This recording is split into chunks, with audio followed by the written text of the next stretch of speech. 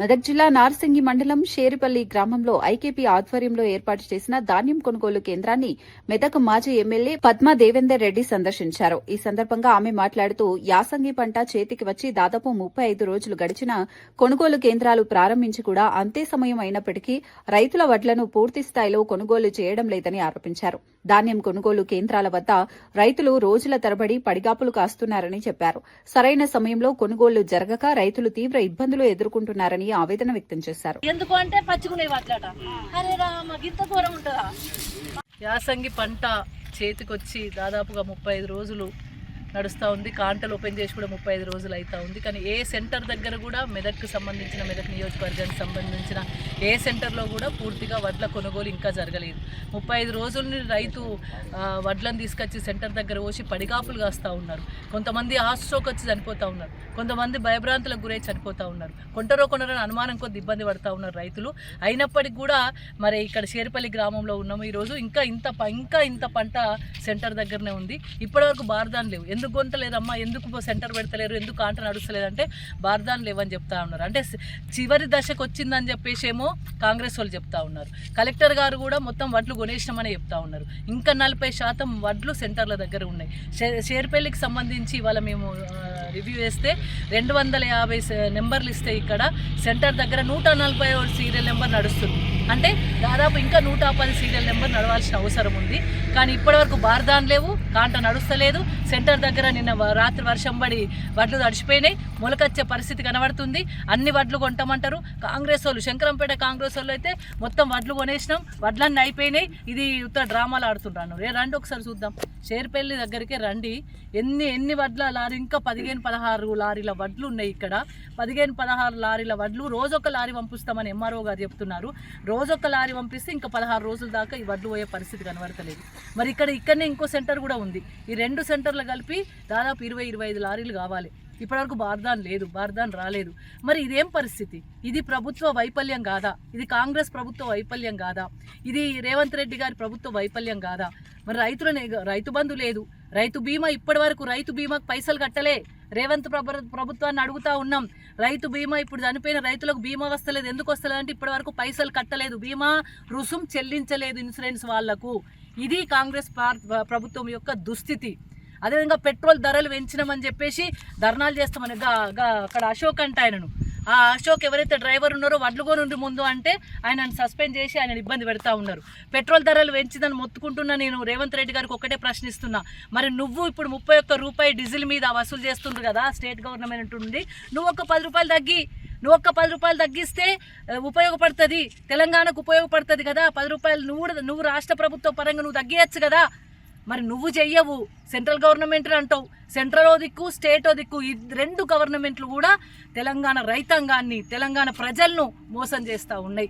ఇక్కడ సెంటర్ల వడ్లు కొనక, ఆ ఎఫ్సిఐతో మాట్లాడక, రైస్ మిల్లర్స్ దించుకోక నానా అవస్థ పడుతుంది రైతాంగం.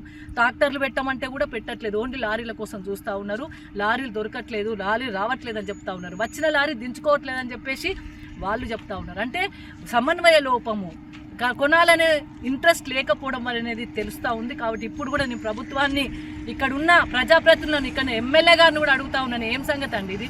వడ్లు పోతలేవు, వడ్ల కోసం ఇబ్బంది పడుతున్నారు. షేర్పల్లి రండి, షేర్పల్లి వచ్చి చూడండి వడ్లు ఎన్ని ఉన్నాయో. ఇప్పటివరకు ఇంకా వడ్లు కొనలేదు. కానీ మీ నాయకులు ఏం మాట్లాడుతున్నారు? వడ్లు మొత్తం కొన్నామని మాట్లాడుతున్నారు. అధికారులు కూడా మొత్తం వడ్లు కొంటున్నామని చెప్తున్నారు. 3 రోజులు కంప్లీట్ చేస్తామంటున్నారు. రోహిణి అయిపోయింది, రోహిణి వచ్చింది, రోహిణి పోతుంది, మృగశిర వచ్చే పరిస్థితి కనబడుతుంది. కానీ ఇంకా 15 రోజులైనా వడ్లు వచ్చే పరిస్థితి కనబడతలేదు. మరి ఈ రోజు ఎంఆర్ఓ గారు 3 రోజులలో షేర్పల్లి వడ్లు కొంటామన్నారు. చూద్దాం, మళ్ళీ 3 రోజుల తర్వాత షేర్పల్లికి వస్తా, మళ్ళీ విజిట్ చేస్తా. ఇక్కడ వడ్లు ఒక్కపోతే మాత్రం పెద్ద ఎత్తున ధర్నా కార్యక్రమాలు నిర్వహిస్తాం. జై తెలంగాణ. నమస్తే. గిరి ఏందమ్మా బార్దాన్ లేదట, వడ్లు తడిచిపోయినాయి.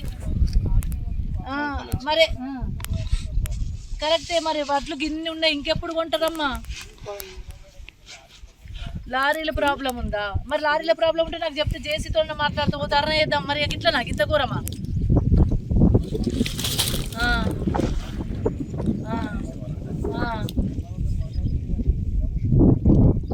ఆ జేసీతో మాట్లాడతా, లారీలు పంపిద్దాం. మరి లారీలు చెప్తా గవర్నమెంట్.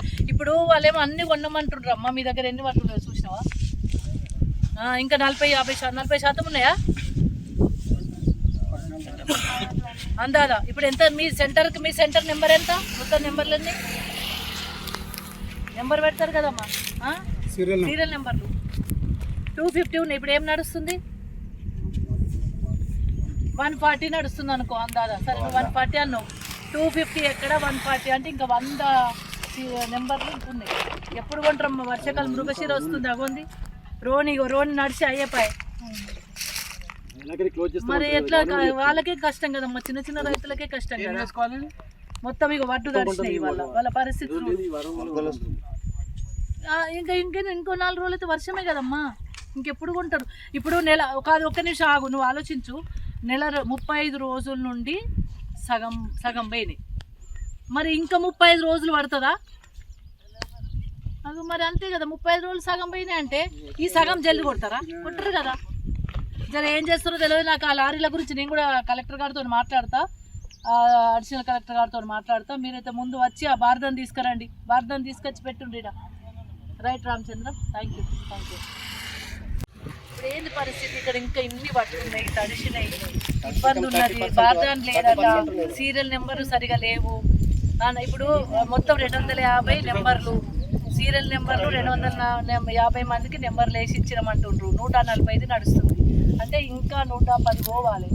ఇప్పుడు 35 రోజుల నుండే సగం వడ్లు పోలే. మరి ఇంకా 5-6 రోజుల వరకు కొడితే వర్షం ఇప్పటికే పడ్డది ఆల్రెడీ, మళ్ళీ మొగలు గిగులు అయితేనే ఉన్నది. ఏంది పరిస్థితి?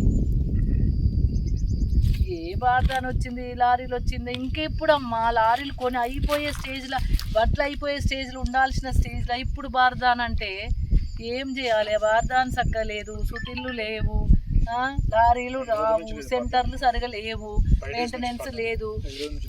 ఎంత కష్టమవుతుందమ్మా, ఇంత ఘోరంగా ఉంటుంది ఆ పరిస్థితి. రైతులు ఎంత దయనీయంగా ఉన్నారు పరిస్థితి వాళ్ళది.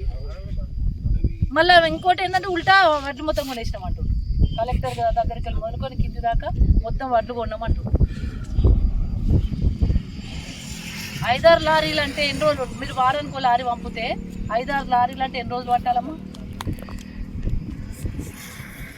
ఎంత వచ్చినాయి? ఇప్పుడు ఇక్కడ నాకు తెలిసినంత వరకు 100 సీరియల్ నెంబర్లు ఉన్నాయంటే ఇంకొక 15-20 లారీల వడ్లు ఉన్నాయి.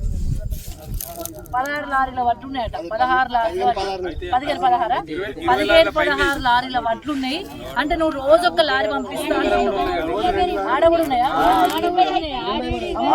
ఇప్పుడు ఈడ 15 లారీల వడ్లు ఉన్నాయి. సరే ఇంకో 5 లారీల వడ్లు ఆడున్నాయి, 20 లారీలు.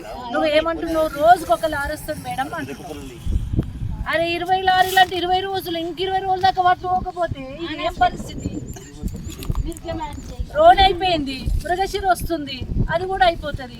ఇక వీళ్ళు పంట ఎప్పుడు చూసుకోవాలి, మళ్ళీ పంట ఎప్పుడు పెట్టుబడి, మళ్ళీ పెట్టుబడి ఎట్లా పెట్టాలి? ఈ వర్షం వస్తే ఈ వడ్ల పరిస్థితి ఏంటి?